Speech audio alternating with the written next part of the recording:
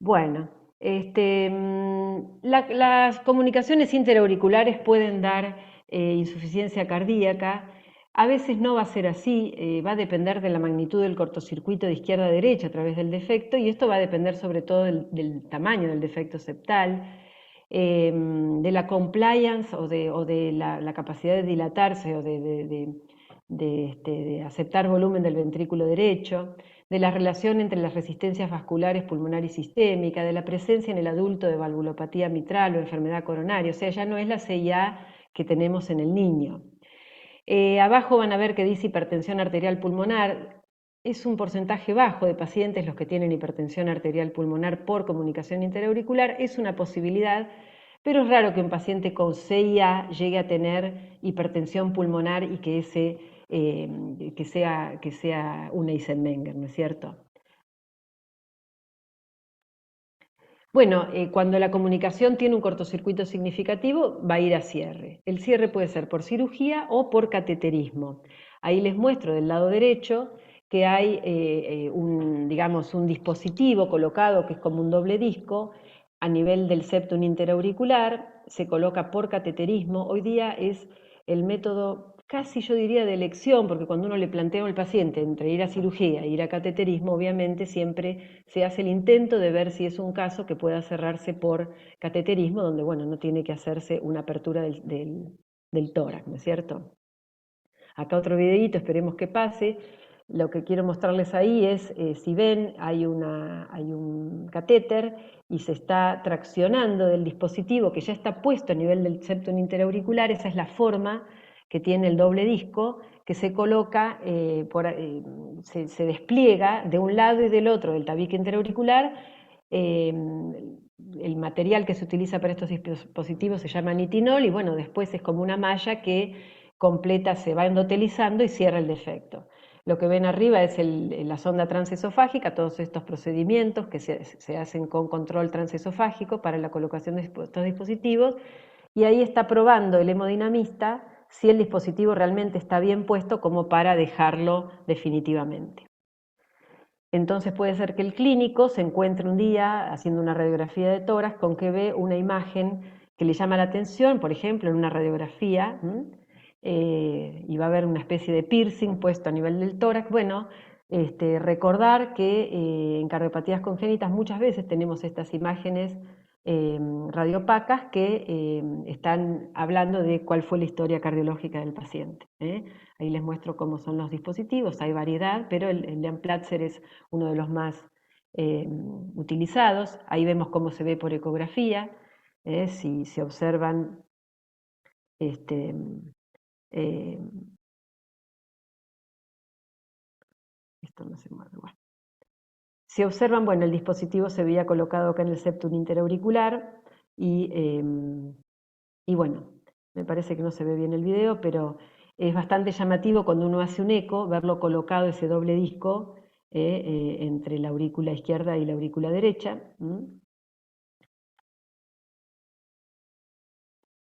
Ahí estaba el dispositivo, bueno, creo que no se mueve bien ese video. Bueno, ya dejando con la comunicación interauricular, vamos a mencionar a otra de las patologías muy prevalentes que van a llegar a la edad adulta y que es la tetralogía de Fallot. Es la cardiopatía congénita cianótica más frecuente en la infancia, con una incidencia de 1 en 3.500 y corresponde al 10% de las cardiopatías congénitas. Les recuerdo cómo era la anatomía: teníamos una comunicación interventricular, una estrechez pulmonar o subpulmonar, cabalgamiento de la válvula aórtica sobre el tabique interventricular e hipertrofia secundaria del ventrículo derecho. O sea que fisiológicamente vamos a tener una obstrucción en la salida del ventrículo derecho, cosa que nos va a dar un soplo. O sea, en la infancia este paciente va a ser fácilmente diagnosticado. Va a determinar esa obstrucción a la salida del ventrículo derecho un aumento de la presión en el ventrículo derecho, y como tenemos un agujerito, un defecto a nivel del septum interventricular, ese aumento de la presión muchas veces va a superar la presión sistémica y va a generar un cortocircuito desde el ventrículo derecho hacia el ventrículo izquierdo, y vamos a tener sangre desoxigenada, ¿no es cierto?, que viene de las cavidades derechas en la aorta, por lo cual el paciente en la infancia se puede manifestar por cianosis. Esto va a ser en la infancia. Pero bueno, ¿qué nos importa a nosotros o a ustedes como clínico de adultos de los pacientes con FALOT? Porque en realidad el FALOT, una vez que se repara, y la reparación va a ser tempranamente, antes del año de vida hoy día, y va a consistir en el cierre de la CIB y la ampliación de la arteria pulmonar, una vez que esto ocurre, el paciente deja de ser cianótico. Ese es el periodo cianótico del FALOT, hasta que se opera.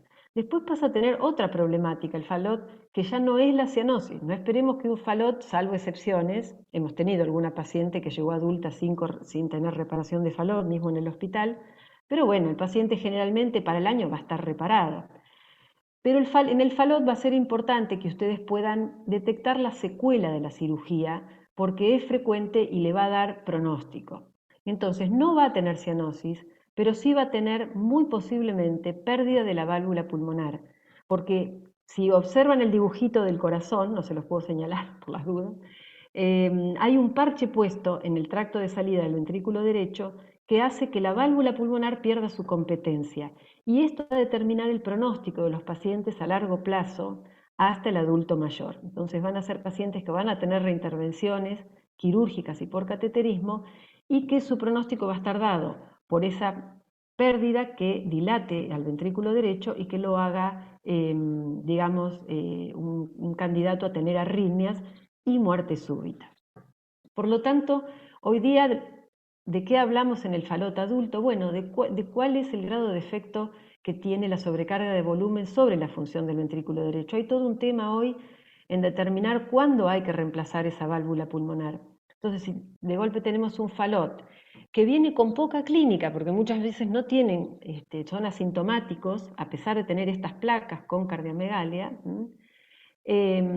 a veces los ocultamos y el soplo de insuficiencia pulmonar severa no va a ser importante, porque es suave porque se ecualizan las presiones entre la arteria pulmonar y el ventrículo derecho, entonces quizás no tengamos un soplo muy importante y el paciente posiblemente venga con la historia de la infancia de que fue reparado y que quedó muy bien reparado, porque antes no se consideraba, hace 20 años no se consideraba que la insuficiencia pulmonar fuera un problema, aún los médicos no lo consideraban. Entonces puede ser que estos pacientes necesiten, digamos, una evaluación con métodos de imágenes para evaluar si las cavidades tienen un tamaño tal que requieran un reemplazo de la válvula pulmonar. Es por esto que para estratificar el riesgo, especialmente de los pacientes asintomáticos, si tenemos un paciente con tetralogía de Fallot, vamos a necesitar especialmente de la resonancia magnética, que es el gol estándar hoy, para hacer las mediciones del ventrículo derecho y determinar si ese ventrículo tiene alguna posibilidad o tiene necesidad de ser revalvulado, de ponerse una válvula a nivel pulmonar, y si tiene posibilidades de recuperar su volumen una vez que se haga ese reemplazo de la válvula pulmonar. Bueno, les introduzco nada más el dilema actual que tenemos con estos pacientes, que es aquellos que tienen insuficiencia pulmonar severa y en los cuales yo voy a hacer un reemplazo valvular pulmonar cuando tiene síntomas, ya estaría llegando un poco tarde en sus posibilidades de recuperar o tener un remodelado del ventrículo favorable. Quizá va a estar expuesto a menos reintervenciones en la vida, pero ese ventrículo va a estar, digamos, con menos posibilidades a futuro. Y por otro lado, si yo hago un reemplazo valvular muy precozmente, como esos reemplazos valvulares a su vez tienen una durabilidad, es posible que, bueno, logre un remodelado ventricular quizás, pero lo voy a estar exponiendo al paciente a más reintervenciones en la vida. Entonces hoy hay todo un tema que se habla alrededor de este punto en el FALOT y que puede tocarle si tienen un paciente así. Bueno, mencionar nada más que hay algunas cardiopatías congénitas no reparadas que llegan a la edad adulta, que son infrecuentes, complejas, que muchas veces involucran no solamente al defecto cardíaco, como mencionaba, sino a vasculatura pulmonar hipoplásica, como son los FALOT más complejos, o que llamamos las atresias pulmonares con comunicación interventricular. Aquí vemos una paciente con hipocratismo digital, con cianosis, una radiografía con un corazón claramente en sueco, donde el arco medio de la pulmonar no está, le llamamos el hachazo de la pulmonar porque al ser la arteria pulmonar atrésica ni siquiera se expresa en la radiografía, con una punta levantada. Entonces, bueno, estos pacientes son muy complejos, muy infrecuentes y bueno, por suerte no son tan comunes. Y el síndrome de Eisenmenger, como venía mencionando desde hoy, que son defectos que eran sencillos en la infancia, pero que por algún motivo no fueron reparados y que van a tener también una problemática de cianosis y de hipertensión pulmonar. Bueno, y quiero introducirles una que quizás va a necesitar de habilidades detectivescas en algún punto de los clínicos. Es muy infrecuente, pero se las menciono para que sepan que existe y que pueden toparse con alguna. Es la transposición, pero la congénitamente corregida de los grandes vasos. Hay una transposición que es una alteración en la conexión entre los ventrículos y las arterias que es simple. O sea, hay una transposición simple que se opera cuando el bebé es chiquito, que es cuando el ventrículo derecho se conecta con la aorta en vez de con la pulmonar y el ventrículo izquierdo con la pulmonar. Pero si ustedes miran este esquema, aquí tenemos, sí, el ventrículo izquierdo conectado con la arteria pulmonar, pero es un ventrículo izquierdo que tiene a la aurícula derecha atrás. O sea que en definitiva, la sangre que entra a la aurícula derecha, pasando por un ventrículo izquierdo, llega a la pulmonar, llega al lugar donde debe llegar. O sea, este paciente no va a ser cianótico porque en realidad tiene una doble discordancia entre las aurículas con los ventrículos y entre los ventrículos con sus arterias. O podríamos pensarlo de alguna manera que tiene una inversión de los ventrículos, o sea que el ventrículo está equivocado, el que tiene que estar por debajo de la aorta está por debajo de la pulmonar y viceversa. Va a tener algunas asociaciones a veces que la van a poner en evidencia, si tiene una comunicación interventricular asociada va a tener un soplo o una estenosis pulmonar, lo mismo. Va a tener a veces una válvula tricúspide que no es normal, que está mal implantada, puede tener arritmias, pero a veces no tiene nada de eso y es un paciente que solamente podríamos pensar que tiene una inversión de los ventrículos y que llega adulto sin diagnóstico. Entonces, el problema que vamos a tener con estos pacientes es que tiene un ventrículo derecho con función sistémica, o sea que está soportando a la aorta, entonces que va a tener una carga para la cual no fue pensado. Entonces el paciente puede vivir durante la infancia, aún durante la adultez temprana, sin tener diagnóstico, pero un día, quizás, como ocurrió en esta mujer, que se hizo diagnóstico aquí en Bahía Blanca, paciente del doctor Kaiser, yo en el 76 no estaba, pero esta placa es de una paciente que se diagnostica con 20 años, sin sintomatología, no tenía síntomas, pero por algo que llama la atención en la radiografía, que tampoco es muy llamativo, no tiene una cardiomegalia importante, pero la forma del corazón llama la atención. Entonces, bueno, se ve algunos de los rasgos que podemos ver en los pacientes con transposición corregida, como ser, por ejemplo, fíjense en el esquema normal, ¿no es cierto? Nosotros tenemos ventrículo derecho a la derecha y de izquierdo a la izquierda, pero cuando el ventrículo derecho está a la izquierda, el tracto de salida forma como una jorobita, que es lo que marca la primera flecha. Y hay una indentación que corresponde al septum interventricular que puede verse en la radiografía. Bueno, algunos rasgos radiológicos quizás nos ayuden porque la auscultación, como mencionaba, de esta paciente puede ser normal y la placa tampoco tiene cardiomegalia.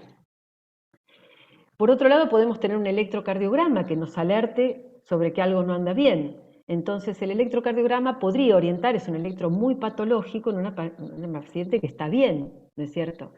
Entonces, como la activación ventricular es distinta porque los ventrículos están invertidos, vamos a tener ausencia de Q septales en D1 a BL y de B4 a B6 y presencia de ondas Q en B4R y B1 porque la activación septal ocurre de derecha a izquierda.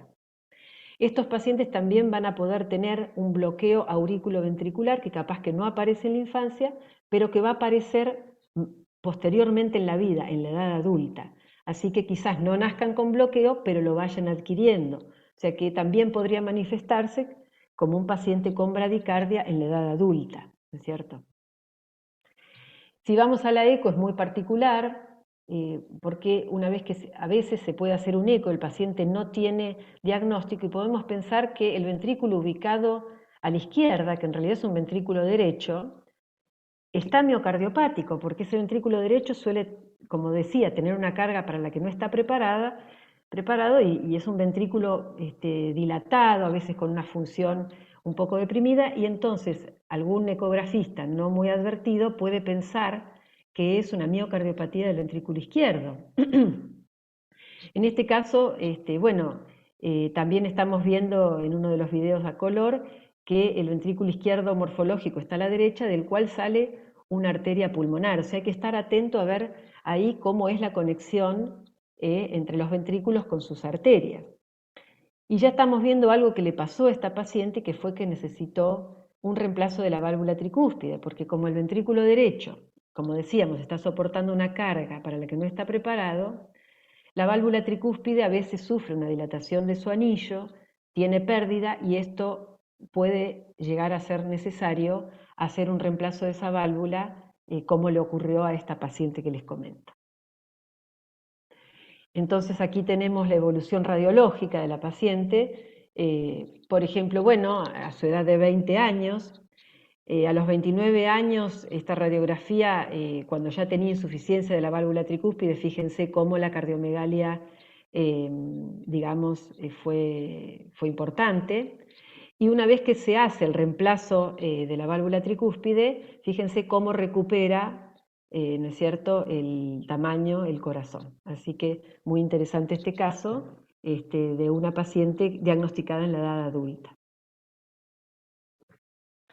Y por último, para que no se cansen de cosas raras, les cuento que también podemos tener hallazgos de cardiopatías congénitas raras, como la de este varón de 18 años, que va a hacerse una evaluación deportiva porque jugaba al fútbol, asintomático, sin antecedentes personales ni familiares, con una ocultación cardíaca normal, un examen físico normal y un electrocardiograma normal. Entonces se hace una ecografía solo porque practica deporte, como decimos nosotros, donde se ven 4 cavidades con las cavidades de tamaño normal, pero donde llama la atención, si se fijan a nivel de la aurícula izquierda, no sé si se ve, pero bueno, a nivel de la aurícula izquierda se ve una membrana que atraviesa la aurícula izquierda. No sé si pueden apreciarla, no sé si se mueve.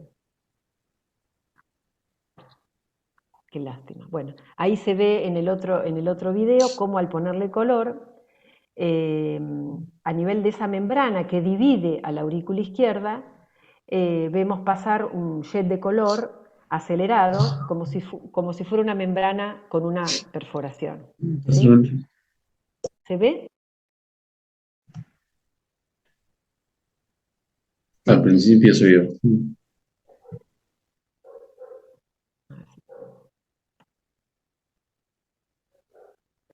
¿Ahí? Ahí se Sí, ve. ahí se ve la membranita, sí, sí, Se ve ahí dividiendo. Es una membrana que divide sí, una aurícula que está de tamaño normal perfecta, pero que divide la aurícula izquierda. Y después, si le ponemos el color,